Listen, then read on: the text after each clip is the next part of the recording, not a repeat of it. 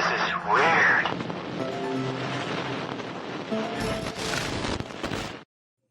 From the land of conjurers, flying through the internet to your device like a UAP, hauntingly unexplained and downright weird, this is the Witching Hours, and we are ready to take off in the flash of an eye. Good evening to one and all, wherever and whenever you are listening to this program. I am Frosty, and joining me, as always, is the medium Jenny Lee. How are you doing, Jenny? Doing okay. A little tired. Other than that, I'm all right. Sounds like we have a different microphone for you tonight as well, as my light's not working, and I think we're getting some good old top quality webcam audio. So we are ready to go tonight. There we go. Try it now. Now you don't sound like you're sitting in the bathroom while you're doing the podcast. I might be looking like I'm in the dark, but that's because my lights went out. So we're already off to a wonderful start here on the Witching Hours, but we are glad that you are here and joining us tonight. We're really excited about the show and super excited to have everyone back in on a Monday night. So welcome in. Glad to have everybody here. I'd like to take a moment to ask for a favor, and that's to, give that like, subscribe, thumbs up, review, whatever it is, wherever you're at, wherever you're watching, whether you're watching us live or whether you're watching us at another time, at another place, on a podcast platform, on Twitch, on Facebook, wherever it is. It really is a big help if you go and give us all those clickety clicks to help other people find the show, see it in their feeds, and help Team Weird grow. So we appreciate that. Team Weird Takeover 2026 is coming quickly. Join us this year at the Lord Baltimore Hotel in Baltimore, Maryland, June 27th and 28th. We'll be joined by many amazing guests and Team Weird. That's you guys. You can buy your tickets now for $60 at thewitchinghourspodcast.com. Click on the merch button and it'll take you to where you can purchase your ticket. All right. Excellent. Well, we ready to go ahead and jump into some weird news, Jenny? Absolutely.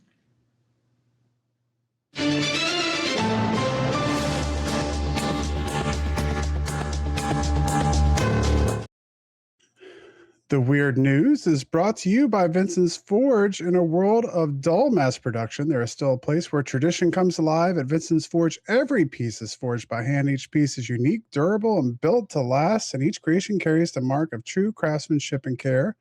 Own something forged by fire. Wear something that tells a story. Vinsons Forge, handcrafted, forged to last. Available on Etsy at etsy.com/shop/Vinsons Forge. Or you can snap a pic of the QR code up there in the top left corner of your screen. If you're listening another time or you're listening to the audio version, you can find the description listed down below and click that link and go check it out. Lots of cool stuff. Are you wearing anything tonight, Jenny?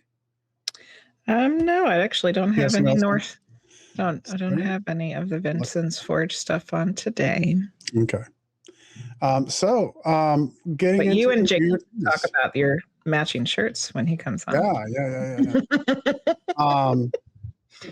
So weird news. Let's do a quick thank you. Hoaxsters, thank you for the 5 stream streak, and Norsk, thank you for the 25 stream streak. Mm-hmm.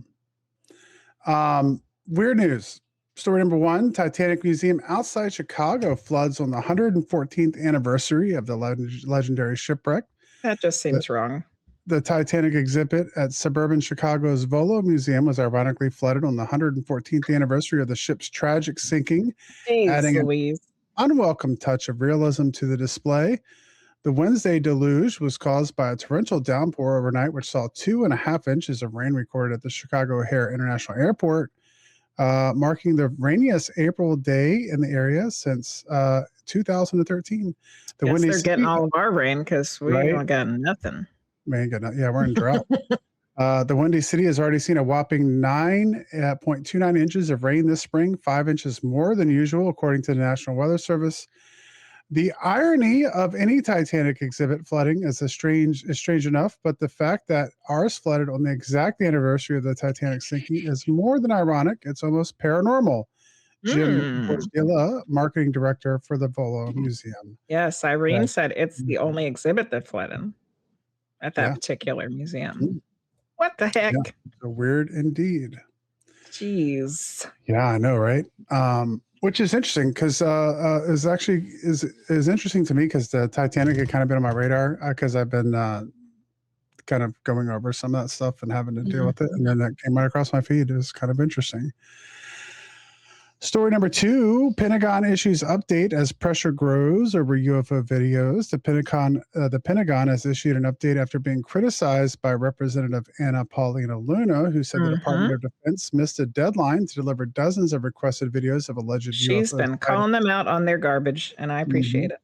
The Florida Republican had asked for 46 videos of encounters involving unidentified anomalous phenomena, or UAPs, by April 14th. The deadline, she reported, had passed without delivery. The Department of War's All Domain Anomaly Resolution Office, or ARROW, is working in close coordination with the White House and across federal agencies to consolidate existing UAP record collections and facilitate the expeditious release of never-before-seen UAP information, the department said in an email. Expeditious. That sounds like a made-up word. The files... Does that mean they're trying to consolidate it by deleting a bunch of stuff real quick? Expeditious means quickly. I know.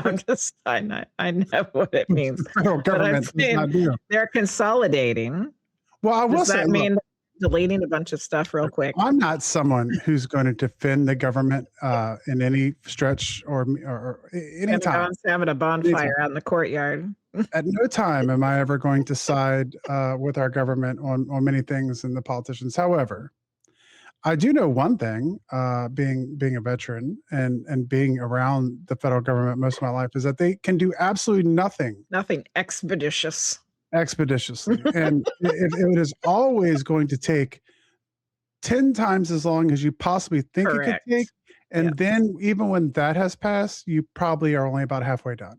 Yeah. So, to a certain extent, this deadline was put out by who, when, where, and was there any consideration taken in for actually getting through all the red tape and the bureaucracy to be able to get any of this stuff out? So there we go. The files reportedly include spherical, cigar-shaped, and tic-tac-like objects recorded by U.S. military platforms over war zones, oceans, and restricted airspace, with incidents said to include activity near Iran, Syria, U.S. bases and airports, and a 2023 incident over Lake Huron. The task force on the declassification of federal secrets made the request in March 31st letter. So, yeah, that gave them 2 weeks. Oh, yeah, that ain't long enough. I mean, someone probably hadn't even read the email. Someone hadn't even read that email in 2 weeks, You ought to know that, Luna. They can't get nothing done quick. So anyway, Trump announced in February that he would direct his administration to start identifying and releasing government files concerning UFOs and extraterrestrial life. I find it really interesting that we've gone from UFOs to the inclusion of extraterrestrial life and everything. Yeah. That's another thing. Yeah, because they're just saying it like it's for real. Yeah. Yeah. Yeah. Yeah. Yeah. I don't know. Story number 3, truck carrying 1 million bees crashes on the interstate highway. Just when I was wondering everything was over. So I say it both ways. I say Iran and Iran. I say it both ways. That's not what he was talking about. Oh. He was talking about just when he was wondering if there were UAPs over Iran. Oh, Frosty says Iran. Oh, yeah.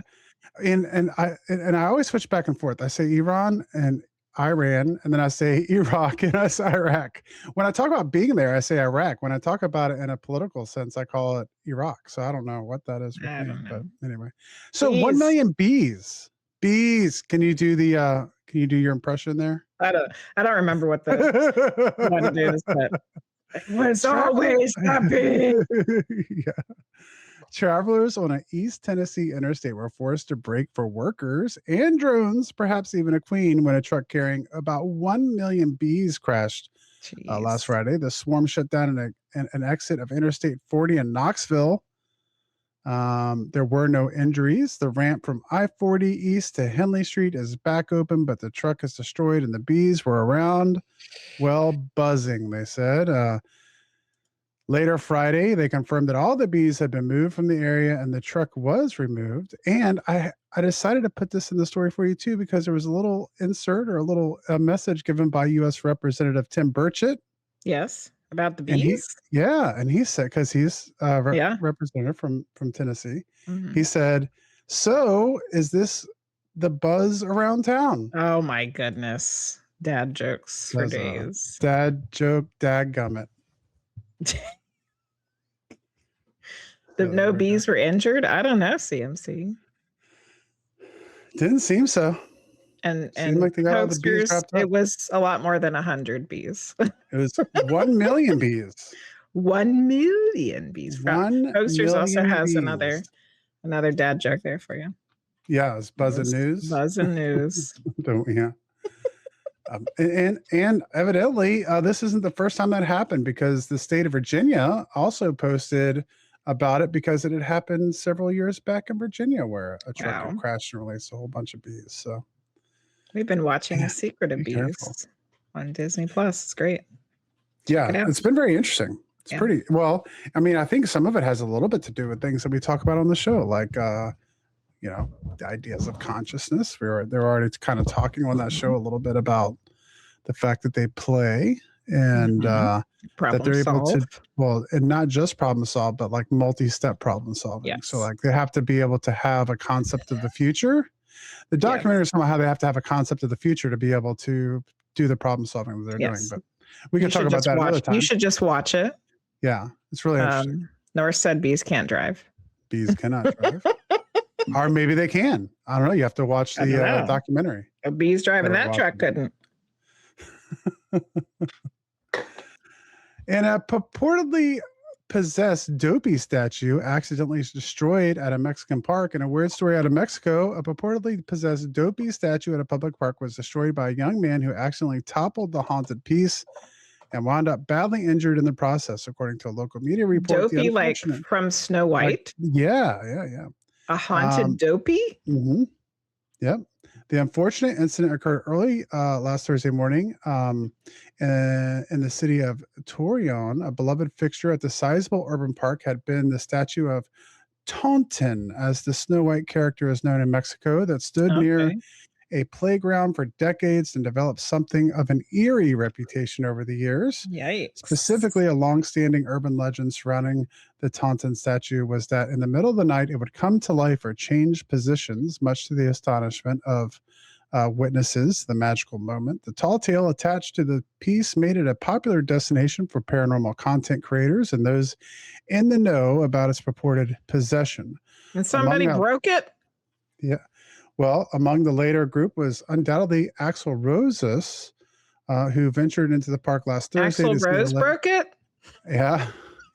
Alas, the young man's middle of the night misadventure took an injurious turn when he clambered onto the concrete-filled piece that promptly snapped under his weight. In the process, the heavy remnants of the statue landed on Rosa's foot, ultimately causing him to lose a toe from the accident. Oh, wow. Workers at the park have since covered the remaining base of the statue with a barrel that has turned into something of an altar adorned with flowers and notes honoring the dearly departed Tontin. That is definitely the weirdest story we've had in a while. And that was the weird news. That was weird. Goodness gracious almighty. All right, everybody. Ready for our guest tonight? Jason Cosmos is a tarot reader. Feels that tarot is a key to unlocking a component of life and helping answer the questions: what are we? Why are we? And does tarot help me understand it all? Jason is retired and does cat rescue volunteer work with local nonprofits around the greater DC region, where he lives with his wife, Jane. Please welcome to the show, Jason Cosmos. Welcome back. Hi. Great to be here. Thanks for having me, Jason.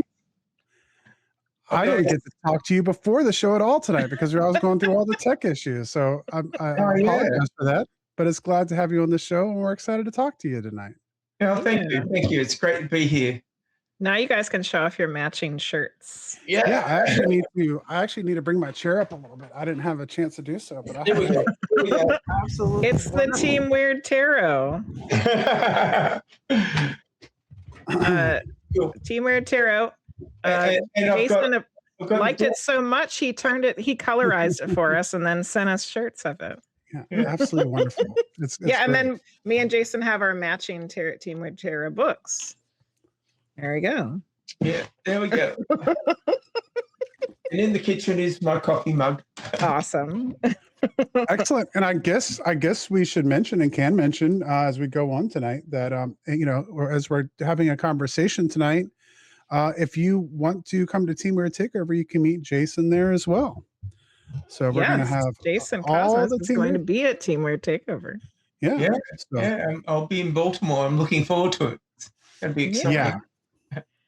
Yes, it's going to be a super fun weekend. It's going to be a fun time. We're like starting to get down into the nitty gritty now, where it's like we had, all this stuff kind of thought about, but now we're like getting the schedule down, and like it's going to be a lot of really fun things. It's going to be a great day. So we're looking forward to it.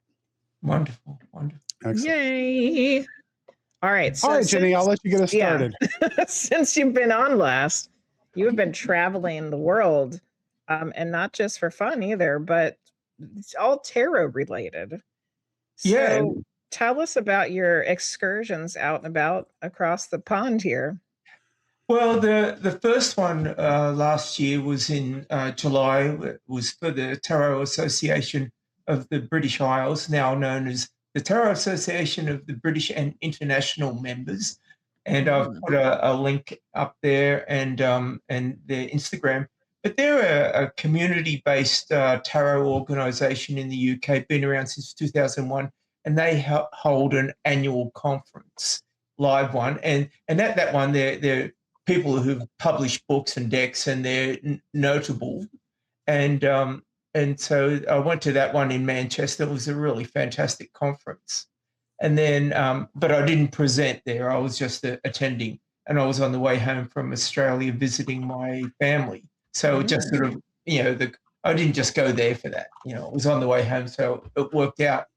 But in later in the year, in October, I actually presented at the UK Tarot Conference, which is a separate organisation, and I've got the links and that over there too. Yeah, I've just shared all of those in both places that we're streaming live right now. And Frosty can have them down in the description for our later listeners. Yeah, and so that one was like the idea of synchronicity is to act on synchronistic events. Take the opportunity, take the risk while it happens. And so when I was at the June conference for Tabby, a guy was talking about how last year for the UK conference he was given 24 hours notice to do a presentation at the UK one, which is the biggest, most notable. Everyone's published, and they're luminaries and things like that. And wow. But someone had pulled out, and I thought, and so I contacted the organizer, Kim Arnold, and I said, "Hi, Kim, I'm Jason. I'm going to be attending your conference. It just so happens that I have a presentation, and I'm willing to be a backup for one of your presenters." Wow. Anyway, and I had done it, but online only, and so as the conference got closer, I remained in contact with her, and then eventually she said, "Why don't we put you on as the lunchtime entertainment on the Friday?" And I said, "That's fine." And so people, there was 100 people in the auditorium. Wow. Of course, they go and get their lunch, and they come back and sit down with and so I gave my presentation, the morphology of reality, which we talked about last time. Yes. And it was really well received. I had people that I'm totally in fan mode, because these people, they publish decks and books and stuff, and they're sitting in the audience, and they're coming up to me later and asking me questions, and I go, wow, and so it was really cool thing to do. And I was kind of nervous, but because I'd been in the military like Frosty, and you kind of get used to briefing and public speaking, and so it was just a different audience and a different topic, and so I was kind of, the military prepared me for the tarot conference. Yeah, right. Everything that we do, it seems like we're just building skills for the next thing that we're going to end up doing, no matter what it is. Yeah, exactly. And so it was a really great experience. And out of that, I was contacted by Christiane Gaudet, and that's the other link in there, the StarCon one. She has an annual tarot conference in Florida in Palm Springs, and so she invited me to come and present. Oh, wow. And that's the presentation that the new one that's very hands-on. It's the art of reading tarot by just walking around. So that one hasn't taken place yet, the StarCon? No, that's in October. Okay, cool. That's in October. So, but I've done that to an online conference with Tabby in January. And that was a big success. And then I also did it for a local community tarot group here in DC called the Capital Tarot Society, and that was well received. People really loved it. I'm really fascinated by all of these tarot groups and conferences because we're so used to the paranormal conferences, the Paracons, and I've even seen like the cryptid. Now they have like cryptid cons too, like Bigfoot festivals and stuff. But I had no idea, and how do I not know these things, that there were tarot conferences and tarot groups all over the place. Yeah, This is news to me. And so in the US, there's the StarCon one, of course, run by Christiane Gaudet, and there's another one that's run around the place. It's called by Michelle Welsh, and she's has a shop called Soultopia. But there's one in Portland coming up, Northwest Tarot Symposium. She has one in New York as well, and also another one in Texas, and they're all tarot focused. I mean, they're ancillary. There's psychic and astrology and Kabbalah and those, but all the adjacent things to tarot. But that's the other big tarot conference around the US. So StarCon and Michelle Welsh, because she calls her conferences 3 different things. Okay. Okay. It looks like the StarCon one is in Palm Beach, Florida. That's right. It always just across the water from Mar-a-Lago, actually. Oh, interesting. We can get escape down to the sunshine. Wave to the Trumps. Yeah. Hello. I'll go over and knock on the door and ask if I can, set up, do it readings. They might. You never know, Jason. They might need something. They might need some tarot readings. Oh, they definitely need something. Which I just want to say, like, all the listeners, myself included, Frosty included, let's just back up Jason's conversation here for a minute. He got to present at the most premier UK tarot conference because he reached out to the lady who ran it and just said, "Hey, I've got this presentation if you need somebody." Just put that in your brain and let it grow. Yeah. Because I think we can all take a lesson from Jason there, that sometimes you just have to, throw out the dice and see where it lands. But if you don't throw the dice, you don't know if you're going to get anything. And I also feel like, talk about manifesting, right?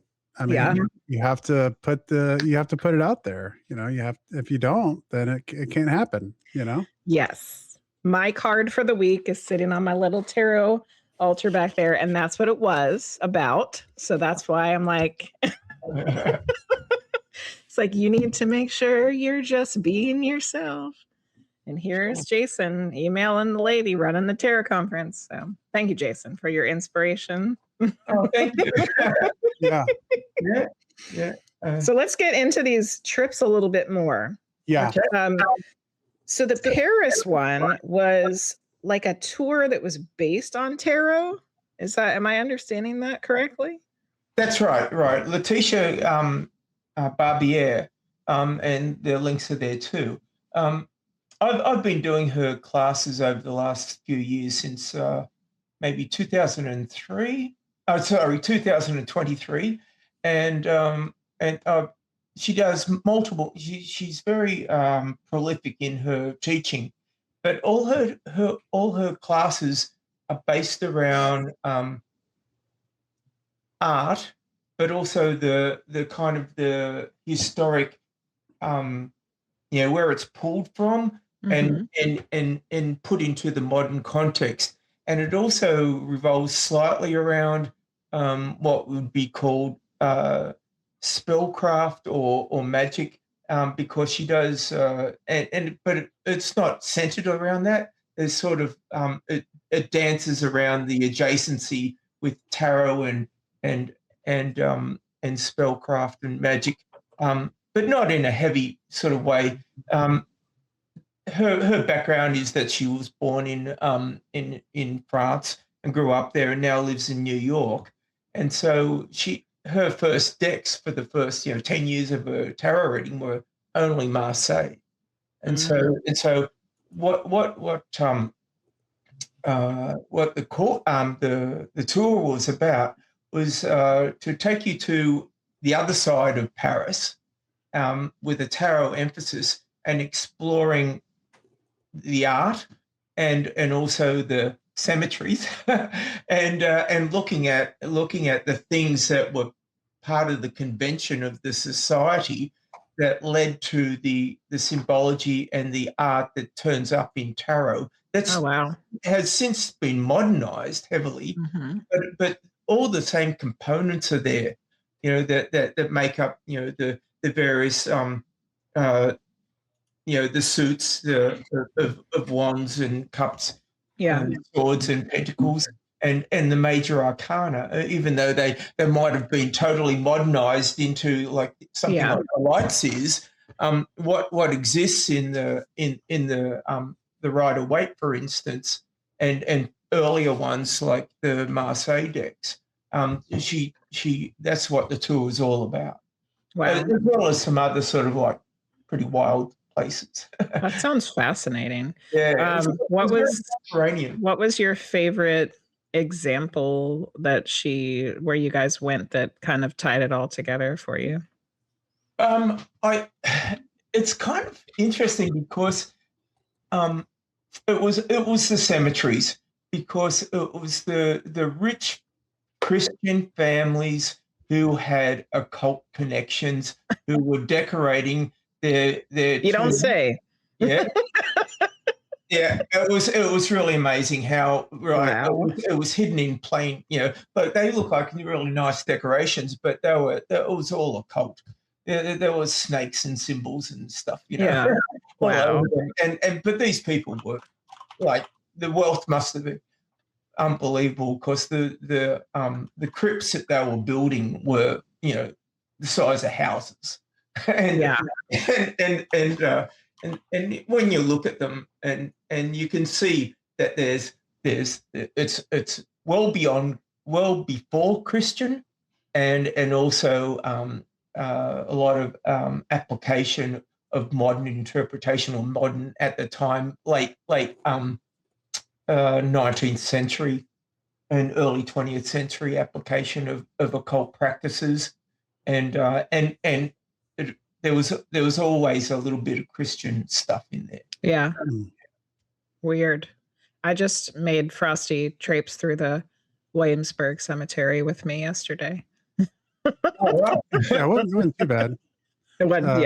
It wasn't a very big one. It was just kind of a little and half of it you couldn't cemetery. walk through because they had it ripped off. But okay, so let's go on to the UK conference. So you talked about your being able to present there and that experience, and you kind of were talking about some of the other things that are happening there. But what were some other what are some of the other things that happen at tarot conferences? I mean, I imagine they're pretty similar to the other paracons and things, but what else do they got going on there? Well, it's really a community gathering, Mm-hmm. and what's really wonderful about them is, though these people, some of the people like Kathleen Matthews and her husband John, they're tarot luminaries and been around, published dozens of books, and decks over the decades, and they're very academic, but they're very approachable, and everyone's really friendly, and it doesn't matter how beginner you are. Yeah, Everyone's really welcome. that's And awesome. I was just really sort of it was a really lovely experience. And Kim Arnold, the lady who runs it, she's a luminary in herself.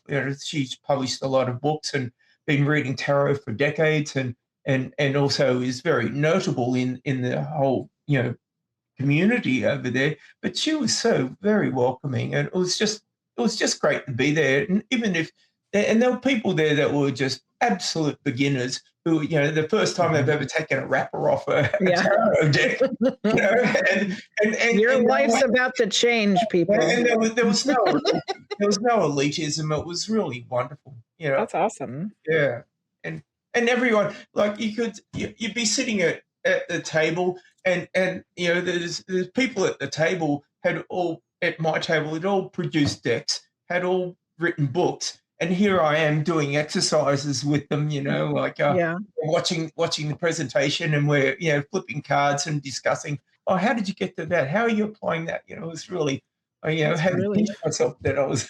Yeah. Yeah, really. Yeah, so it was Really cool. lots of fun too. There was socializing too. There were dinners, and Mhm. and it wasn't stuffy at all. Everyone's very friendly. Well, I'm glad to hear that. Yeah. No stuffy tarot folk. I imagine that would be really interesting too, just because you get to see the way so many different people read. Yeah, that's absolutely right.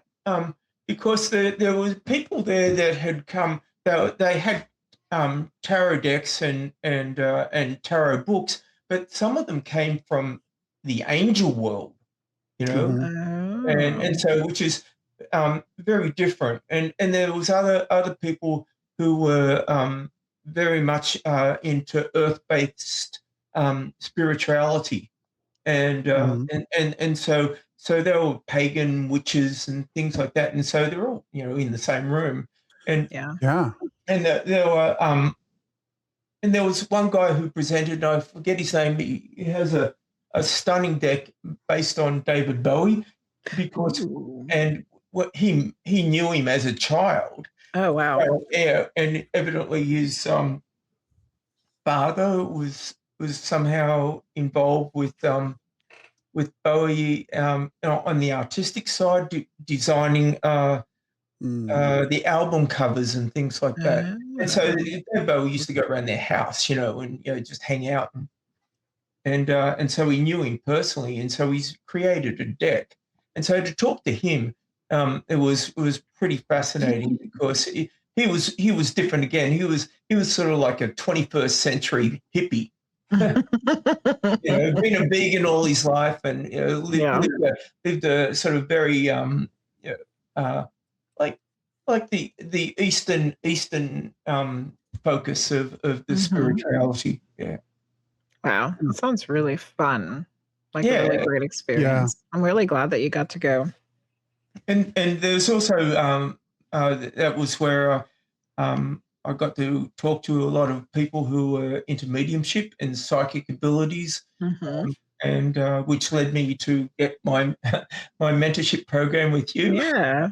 Yeah. And so, which it really broke the ice, because over there they seem to be a bit more. Well, it seems to be less hidden. Yeah. Yeah, our good old puritanical America still beating on the door, right? Yeah. One of the things that you had written to me about something that we could talk about for the show tonight kind of going back to your morphology of reality, which we talked about the last time you were on, was that now that you have dived into learning how to do mediumship, that some of the concepts of that have been evolving. What's been changing because of your mediumship work? Okay, so I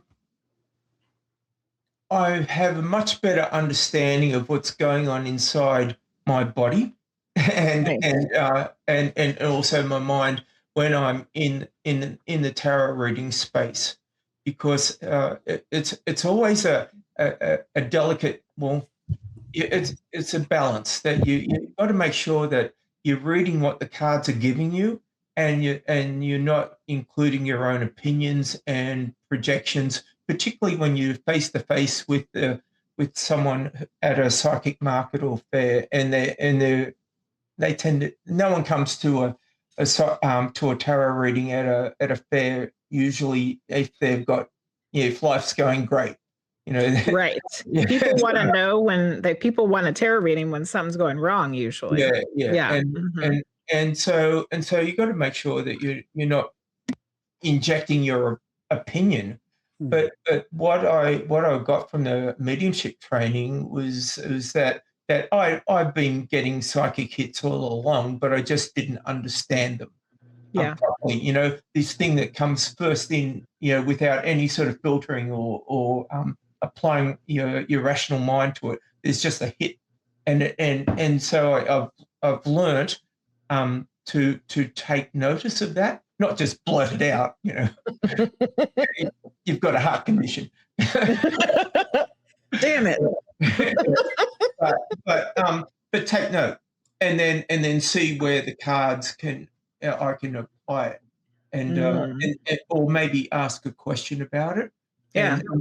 And that's probably the better way that I've noticed that if I get a hit and I ask a subtle question about it, that there'll be the question below the question, the real reason that they're sitting in front of you. Yeah. Well, nice. So that's the easiest way to explain it. There's kind of an integration. I understand what's going on. And also, I used to wonder why there were people wandering around my street at 3 a.m. when I walked my dog. Yeah, we talked about that a lot. and seemed to be kind of aimless. And also why my Pomeranian wasn't barking at them. Because he barked. And so that's kind of been a realization. Yeah. They're not maybe really physically there. Yeah. Which I mean, that's pretty wild actually to see full body apparitions. Like through that way. That's like, I've only met a few people that have seen full body apparitions before. Yeah. I mean, I'd seen them and what's that guy doing? But they walk up to a tree and then they walk back, and then I look around and then they're gone, because I'm always conscious that if I see someone at that time of night, I wonder if there's someone behind me. Like there's you got to look both ways. It's just a situational awareness. Yeah, that's the military training kicking in. Because Frosty was just talking about that yesterday. He's always got to sit with his back to the wall so he can see the door. See who's coming in. Yeah. I know. The policeman who used to live next door, he used to talk like that too. He was a Chicago policeman for 20 years. Wow. And he passed away, and I have seen him. I've seen him after he passed away. Yeah. Wow. Standing in the window, which freaked me out. Yeah, as it should. As it should, yeah. Well, before I kind of want to go back just a little bit to some of the things you were talking about. One is I wanted to kind of get your thoughts on we were talking about all the different kinds of cards that people had. And it is, if you go to a bookstore now, or you go to, your woo-woo shop and you're looking for decks, I think most people know who do this. You can find all kinds of decks. I mean, I have a baseball deck up there behind me, Jason. I mean, you can find anything from sports to sci-fi to fantasy to all your favorite TV shows, and then all the way to the going back to the classic decks. You can find just about anything. How do you feel about that? Do you think is it just fine for everybody to use whatever deck they want to? Do you think, is that something that you enjoy doing? And I don't know. I'm just kind of curious, after being there, kind of seeing what other people were using and what your thoughts were on that. There are good decks and there are bad decks, that's for sure. And certainly, if you have a deck that doesn't have the basic architecture, it's really difficult to read with. It might be fun to have and play with, but I've seen decks that just don't do it for me, because they don't follow there's an underlying principles, in the four suits and the majors and the function of it. It's just the scaffolding of tarot that and also some of the imagery. Some of it's a bit too lightweight. Like I don't think like the death card. Death is a part of life. I don't think you should have unicorns on the death card. You've seen unicorns on the death card? Yeah. Just people can cut it. It's a bit hard to apply. Yeah. But I really love the TV based ones. Like, for instance, the Star Trek one is pretty amazing, because the people I understand weren't tarot people, but they somehow got there was some sort of a revelation that there was 78 episodes of the original tarot of Star Trek, the original series, and there's 78 cards in the deck. Whoa. And so they created that, and I've looked at it. It's a great deck. Wow. It's an enthusiast deck. And the other one that I thought was pretty wild, and I've used as a training tool, was the Office Tarot. And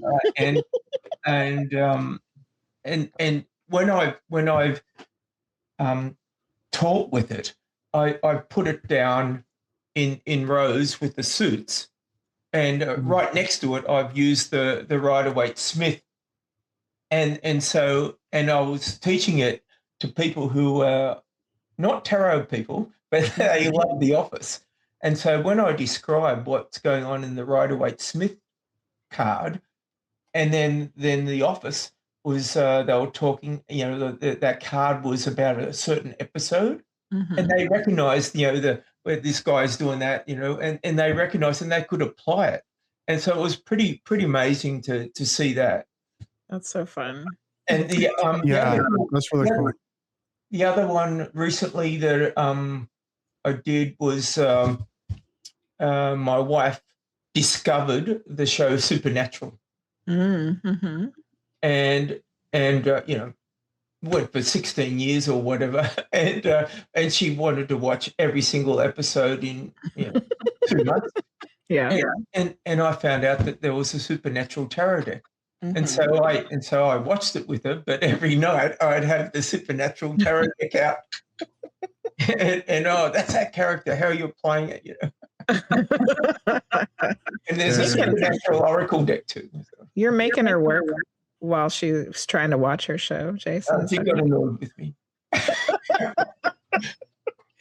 We had a good comment from Chico. That was what I was going to read, Frosty. Yeah. Chico said, I would say if it doesn't follow traditional fixed system of tarot, then it is an oracle deck, in their opinion. Oh, absolutely. I agree with that. There was a deck that it was called the Psychic Tarot, and it's a horrible tarot deck. It's really an oracle deck with tarot flavorings. Yeah. And I totally agree with Chico that if it doesn't have 7-8 cards, and if it spears off somewhere, away from the the basic architecture, it's not tarot. Oakster said, sorry to all the psychic tarot deck lovers out there. And Chico said that she has it too, and she agrees. It's a horrible deck.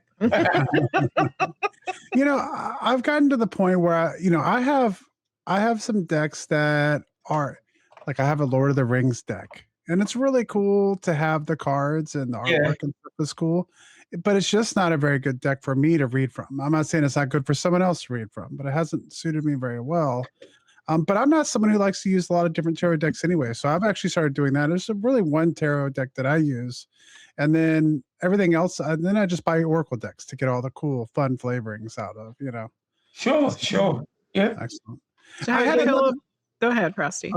I had one other question, but because you said there were so many readers there, and I was curious if anyone there was reading runes, because one of the arguments that there is with rune readers is that really the way that we read runes now is actually much more of a tarot way of reading the runes than it probably would have been if you were to go back in time and see how they used it. Yeah, the whole thing about runes, and because it's a living language, it's still around. People, it's still actually an active language up in Scandinavia. And the use of the runes for magical purposes, and in the way that they would draw them on those little pieces of wood and throw them and read them like that, or casting. It's very different, and also the use of them to make bind runes. The most obvious one in modern days is the symbol for Bluetooth is a bind rune, and so when you take something like that, which is already a system and a language, and you apply it to tarot, you are stretching the association. It's not pure.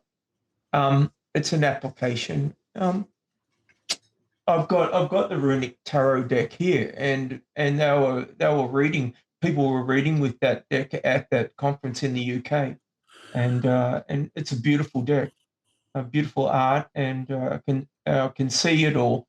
But when you take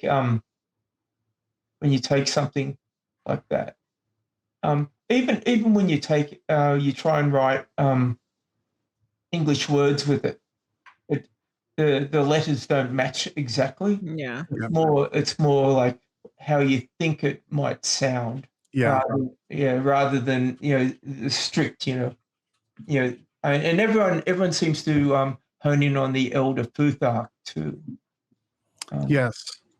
Yeah, well, it's interesting because with the Elder Futhark, I mean, there's still certain runes that they're not quite sure what the original meaning for them was. They're just kind of educated guesses, but that definitely could be incorrect. So yep.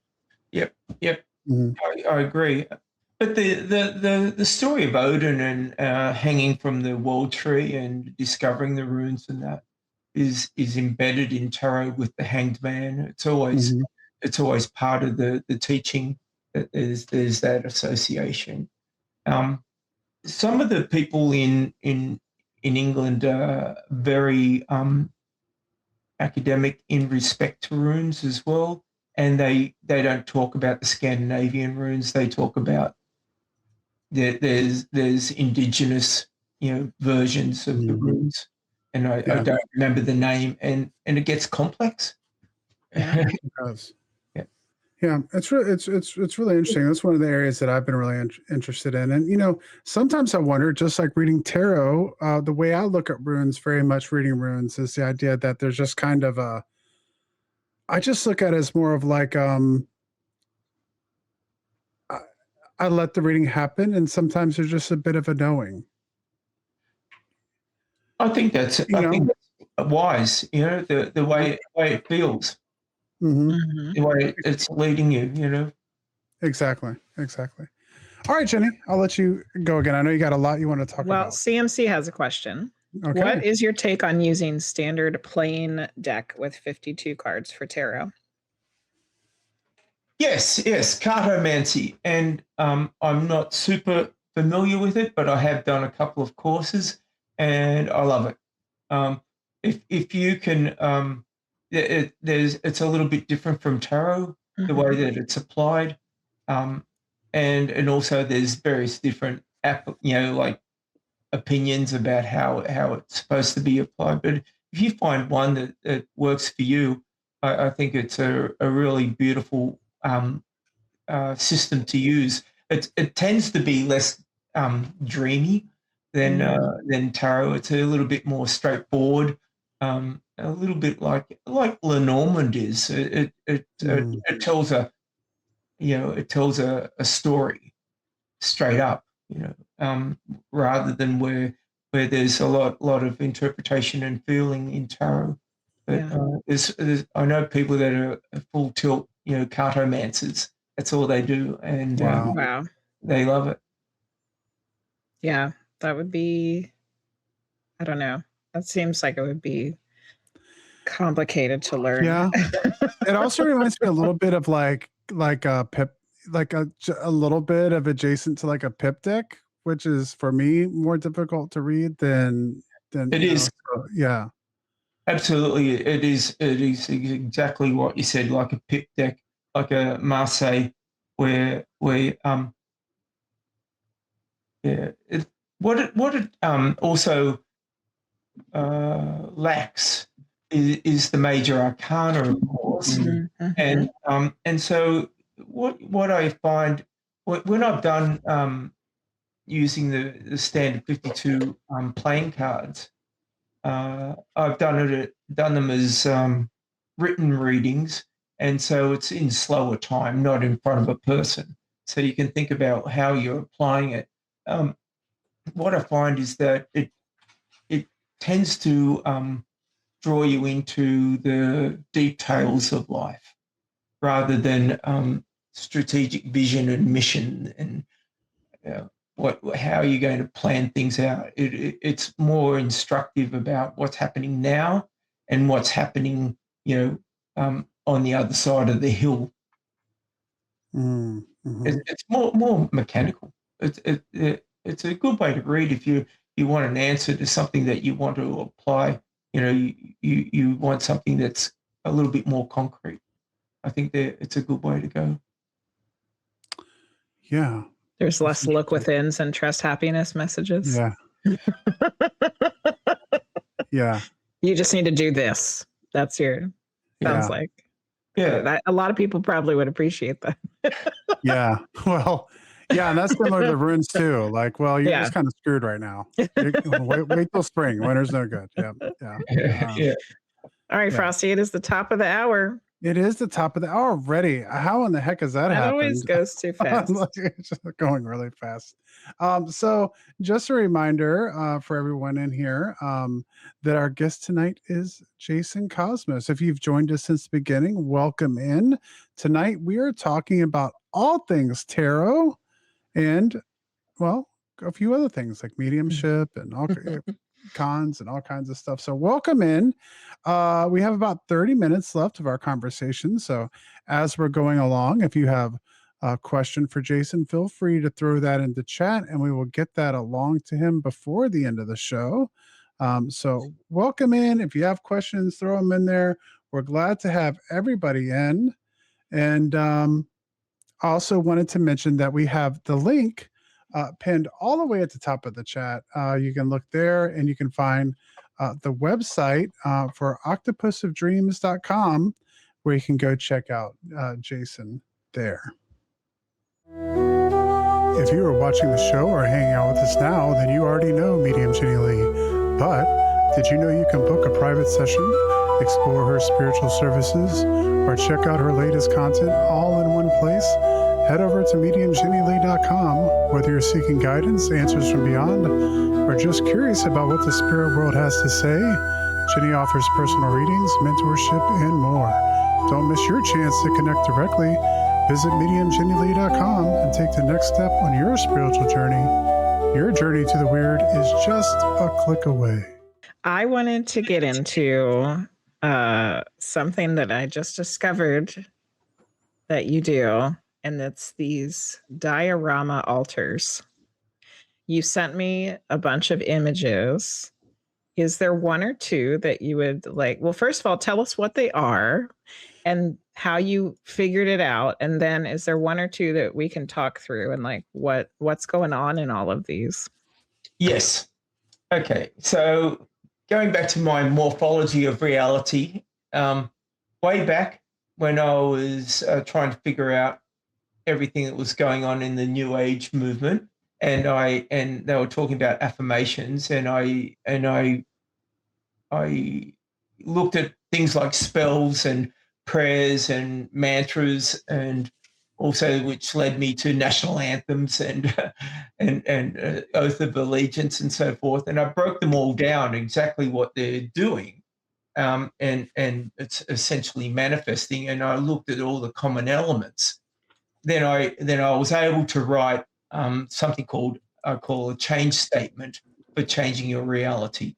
The four things are that you call on a higher power, and you raise your own power, you state your intent, and then you release it and you give gratitude.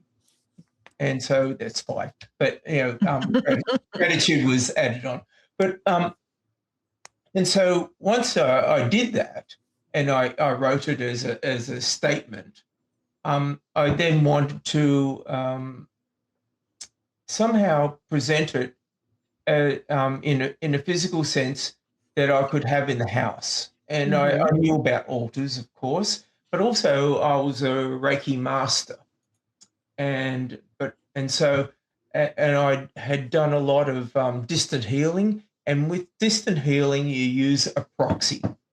And so you bring in the thought form between your hands, you place the thought form into the proxy. And how I was taught, it was it could be a stuffed animal, like a teddy bear. And so the stuffed animal becomes the proxy for the person you're sending the distant healing to. Okay. So when I was looking at that, and I was thinking about my change statement, I thought, how can I combine the two? And so what I did was I created an altar, and I put the proxy in, and the proxy ended up being, you might see there's a golden figure with little stones on its body. That was the original one. I've got it here. Yeah, that one. Yeah, that one. Okay.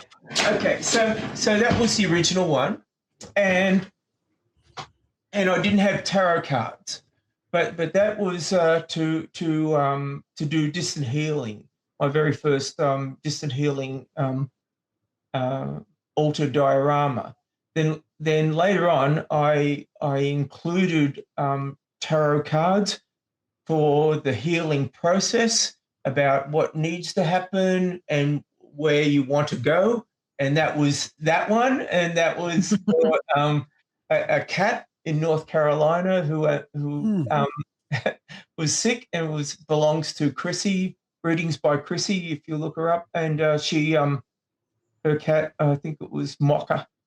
And so and also you can see in the front that there's runes, and the runes actually spell I use the runes to spell the names in the black stones at the very front, and then after that there's stones there's chakra points, and Wow.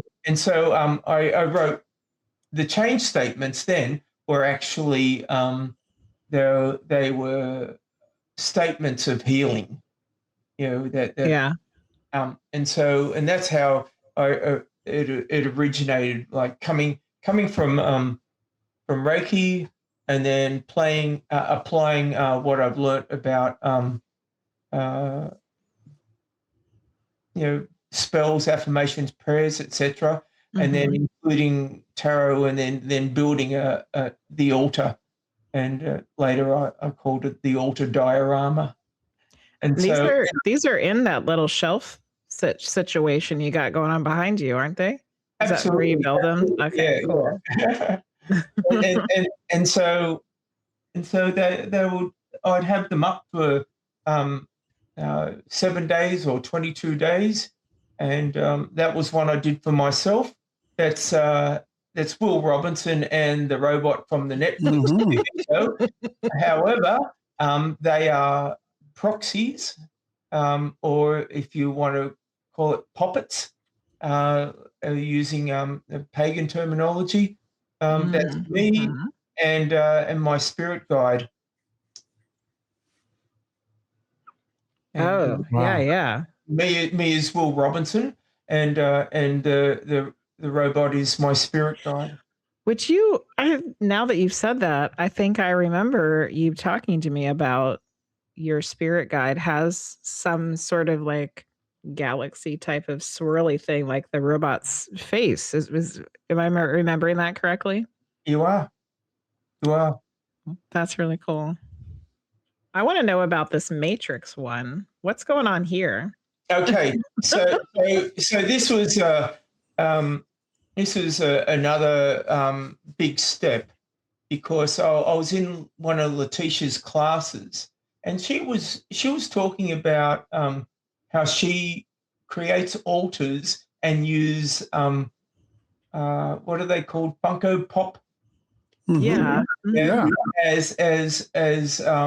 As her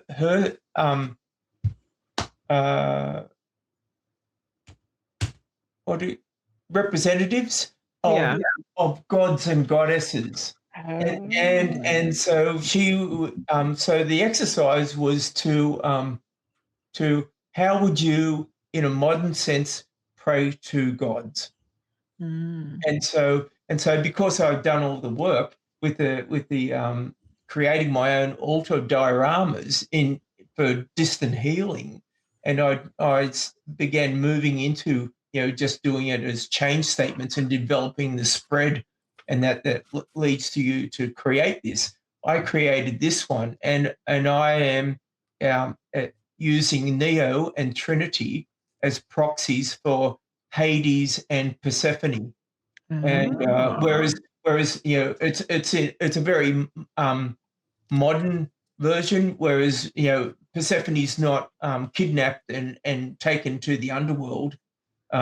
She is a willing person and an equal god in the underworld, because there's actually it's in I think the poem of Demeter or Demeter, and they talk about where Hermes is sent by Zeus to bring Persephone back from the underworld, and when he gets there, she's sitting on a couch, and Hades is next to her, and she's actually having a good time, and she doesn't want to come, and he has to go, and then that's when the deal is made. Okay, she comes back for 6 months, and so then we get the seasons, and of course, if you know anything about mythology, that was a borrowed story from Inanna, from the Sumerians, 2,000 years earlier. Yeah. So, but that was the whole deal there, and so I wrote a very lengthy change statement for myself, and I used the tarot cards from Murder of the Crow, because it seemed to fit. It does. And with the double lines there, like the upper ones are all major arcana, and so they're the headlines of the points that I want to hit on the if you like, the creating your own reality pinball machine. And then so they're the bumpers I want to hit to get the high score. But below it are the are the minor arcana, which will give you the details. And so the actual change statement's quite lengthy. But it it was part of the course, and I was actually about to re-employ that again, redo it, because I really enjoyed using it, and I could certainly notice things. Because after you do this, I mean, it's not just enough to say it; you have to release it, and then you dismantle it. Of course, that's no longer in existence. It's dismantled and released, but you also have to act on the synchronistic events that are coming into your life. Recognize them, act on them, and then grab hold of them.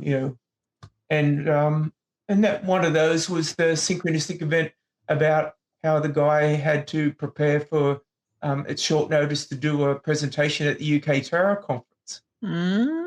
So I saw that and I went, I've got a presentation, I'm acting on that. And then I ended up presenting. Wow. I was just going to ask you how you had seen your change statements come to fruition, or how they become applied in your life. And that's an example. Yeah, absolutely. Yeah. Wow. Yeah. And that sounded like it happened pretty fast. Yes. Yeah. Part of it is actually believing.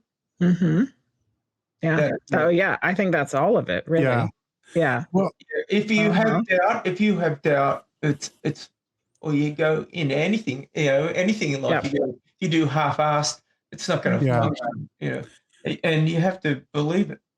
Yeah. Well, it's essentially manifestation, right? It is. Mm-hmm. Yeah. But I don't like that word. Yeah. And we've talked about this quite a bit on this program, but it seems to be apt to bring up again here. But it's the idea, kind of one of the things I've noticed as we've been kind of delving into these things is that, I don't know if ritual is needed. I think almost anything can be done without ritual. Like I don't know, it's like you can just think things into existence. But because of what you just said, because people don't believe that they can do that we almost, in most cases, need to have this ritualistic thing that's done for us to believe that the thing can happen. Yep. Does that make sense? Absolutely. Yeah. It's true. It's true. Yeah. And it's like, I feel because in this modern world, we're no longer Aboriginals in the desert staring at the stars and talking about the dream time. We've created this artificial world. Yeah. And in a way we have to have this ritual that you spoke about in order to take us out. Yeah. A very purposeful. Mm-hmm. But even the Aboriginals had a dance and a song and a movement that had to take place, right? Absolutely, and that's why in my method, I suggest that people do it as they say the change statement while they're exercising. It's an ecstatic. It's an ecstatic release. You don't do it. You don't meditate on it. It's ecstatic.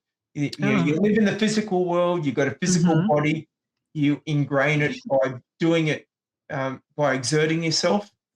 And the very first time I ever did this, I was back in 2006, and I ran every day around a lake that I was near where I worked, and I said my change statement as I ran, and it worked. Wow. But yeah, that's a different take on what most people are doing with their manifesting. No. See, the problem with the meditation, it's not that it's bad. It's just that in a meditative state, you're not activating it in the real world. It's sort of like dreaming about it. Daydreaming is fine, but you've got to act it out. But the other great advantage of exercising making it an ecstatic release, like you mentioned, Frosty Dance, is that because you're exerting yourself, it helps you remove doubt. Mm. I could also see a possibility of releasing energy into it. That's true. That's true. You know? Mm-hmm. Absolutely. But and this is kind of out of left field, but the whole thing about breaking down your belief system so that it becomes ingrained, okay, is also used in interrogation, and it's also used in brainwashing,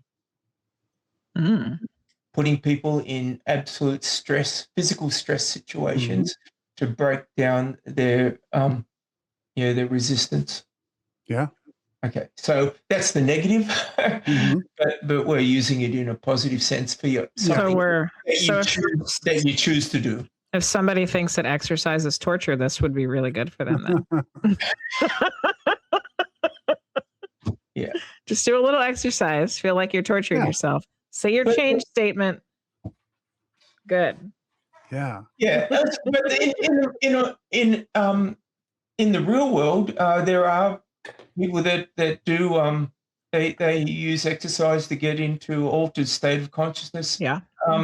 Spiritual, like the whirling dervishes, those spinner guys at the what do they call? What's the name of that band? Do they have spinners?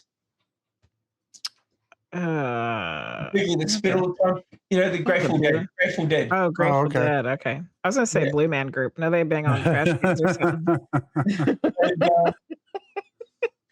No, but also just if you look at any culture, there's somewhere there will be someone that dances for 3 days before they, something to get themselves in another mindset before something happens. Even a sweat lodge is a little bit like that. So trying to essentially get into an altered state of consciousness through exercise and things like that.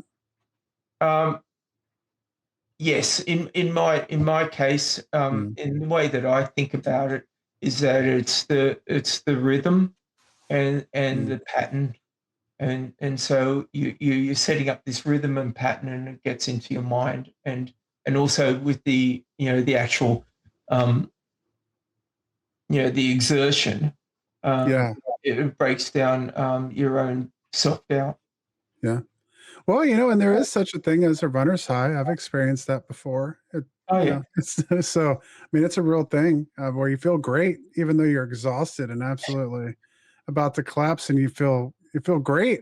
It's wonderful, Yeah. So, I mean, I could see that same thing, coming, being used for that purpose for sure. Yeah. It's really interesting.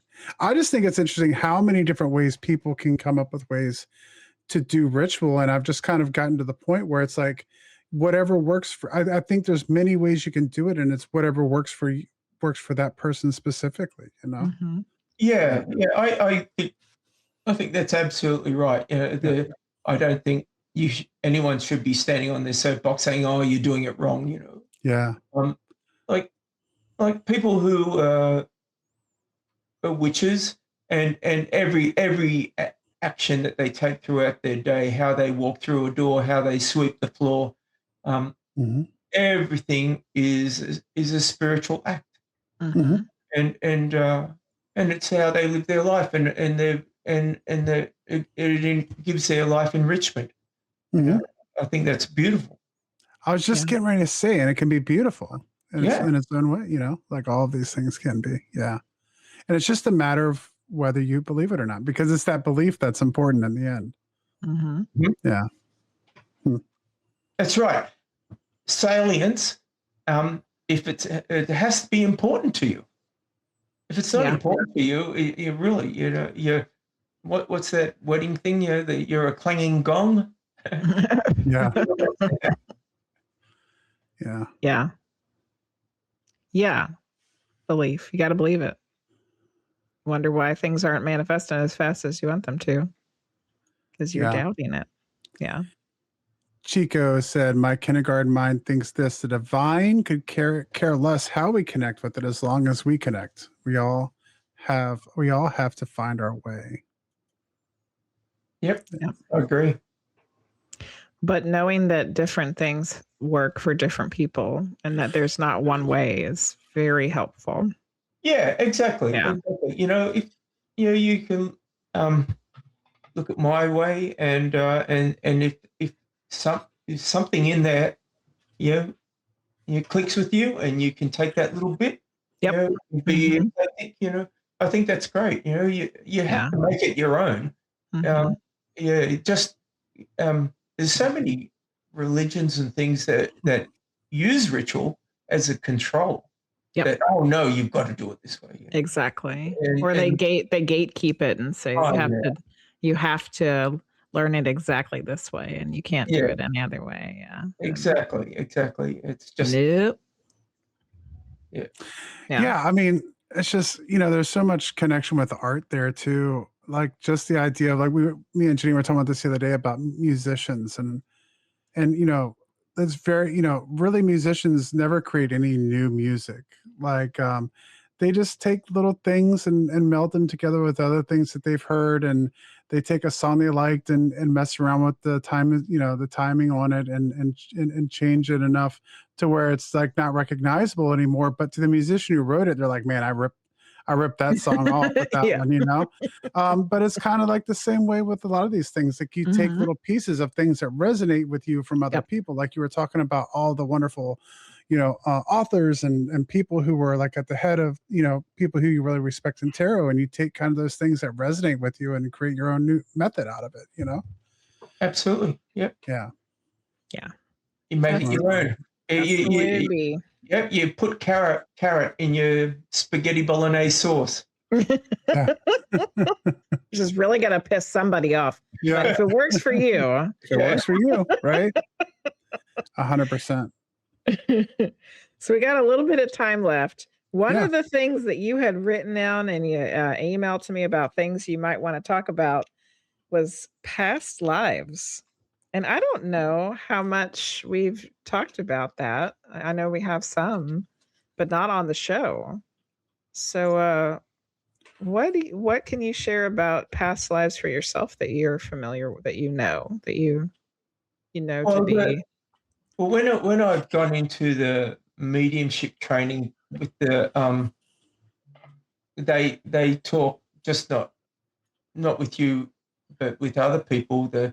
They talk mediumship, psychic abilities, spirit guides, and past lives. Mhm. And it's not something that I particularly am drawn to. I don't have a calling. I don't have have an affinity with any particular part of history. Mhm. And so that was something very unusual for me to find myself, coming into contact with. And I did a past life regression, and it was inconclusive, but it was a very interesting experience, because I don't feel like I feel like I've just arrived. you know, Oh. Yeah. and I don't, and also I'm very suspicious of the term twin flames. Me too, Jason. That's really going to also piss people off, but yes. And Yeah.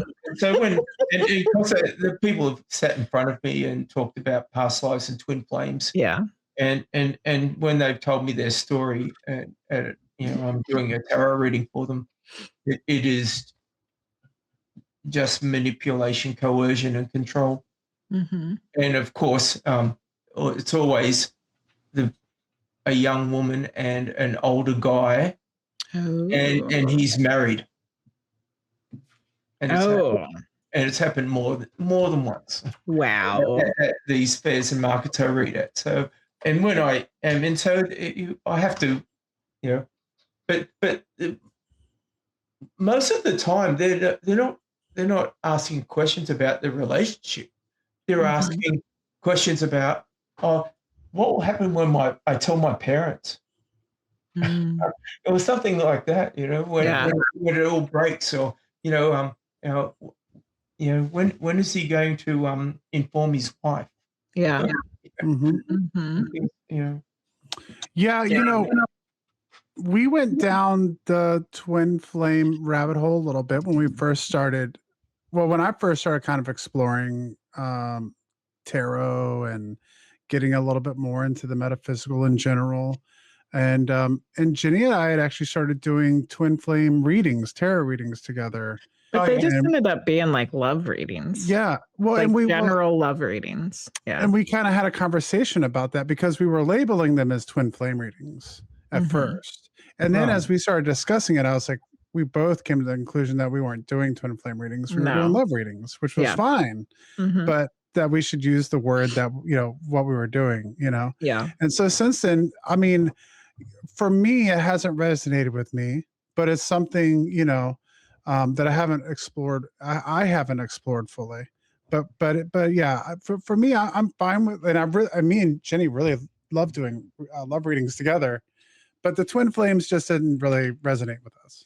Yeah. Well, it's unfortunately it's probably been co-opted by narcissists, Mhm. and of course there are people out there that still talk about this genuine twin flame, Yeah, thing, beyond soulmate and Yeah. and past lives, and I respect that, and so we just have to realize that there's like with anything, people using it for their own evil advantage. Mhm. yeah, Yeah. yep, for sure. Going back to the past life thing, that's very interesting that you feel like you've just got here, Yeah, because the amount of, and I'm sure that you just feel like you just learned it all this time, but the amount of knowledge and information that you possess and that you're able to access, to me doesn't seem like you just got here. Thank you. uh, um, I possibly have. I get the sense that it's somehow blocked Yeah. Mhm. at the moment. Yeah. That Yeah. maybe it doesn't have use, or it's No. going to have use in the future, that Yeah. will be revealed. But I really feel like, You don't need it. yeah, well, I'm not drawn to it, Yeah. but Mhm. I'm not discounting it either. It's just I just feel like um, I'm a stranger in a strange land. Mm, When you were explaining that, like wow. the thing that I thought is that you purposefully blocked it for yourself this Mm. time around. Yeah, Yeah. Hmm. yeah. But obviously you don't need it, and you don't need to know it, because you're still able to access all the things that you need to do the things that you want to do with this life anyway. Yeah. Do you feel that Okay. way? I mean, I'm just Yeah, putting I words in your do. I mouth. do. One of the. I mean, I've had many what you call awakenings. Yeah. And one of them was the realization of that I have a spirit guide, Yeah. and Mhm. it was 4 years ago now, and that was Mm. just it was a really it was just a really wonderful thing Mhm. to to realize and identify and see that how it works. Yeah. And it turned out that he was the robot from the show. That's even That's cooler. his proxy. Yeah, that's Yeah. his proxy. I know, I'm just kidding. But no, I've seen that. I know Yeah. we're already at 9:30, but I just wanted to tell you this. I don't know if I've told you that before, but that swirly, there he is, that Yeah. swirly cosmic Yeah. goo that he's got in his face that you see with your spirit guide. I have also seen All right. in readings before. Yeah. I saw a spirit whose eyes were like that. like the Oh, yeah. eyes for all the Oh, swirly interesting. cosmic stuff. Yeah. Very So interesting. I just wanted you to know. But we're at the end of the show. We are It's the already. end already. We're about too quick. It just means we'll have to talk to you again, Jason. Oh, Yeah. wonderful, wonderful. I'd love to come back. Yeah. Maybe after you do your StarCon, we can come on and Yeah. talk about that Come on, experience. talk about it. Because we didn't get to talk about your new workshop that you're working on. Oh, So yeah. maybe we could talk about that then. Wonderful, wonderful. Okay. Excellent. Well, that sounds great. I do, before we get ready to head out tonight, I did want to thank some people tonight. We had a new follow tonight, Jenny, from Oh, Sneaky yay. Beaky 787. Awesome. And we also had a 25 stream streak from Norsk, and Hoaxsters reached a 5 stream streak tonight. So thank you all very, very much for the streaks and coming in every week. We always appreciate it, and thank you for the follow. We And always appreciate that. One more time before we say goodbye. Jason, where can people find you on the internet? The best way is on Instagram. It's at Jason C Cosmos on Instagram, and then you can contact me there, or it'll link. You'll get my link to the website or my Facebook, which is Jason D Cosmos. Cool. Excellent. Thank you. All right. For all of those listening at another time and another place, we will see you all next time.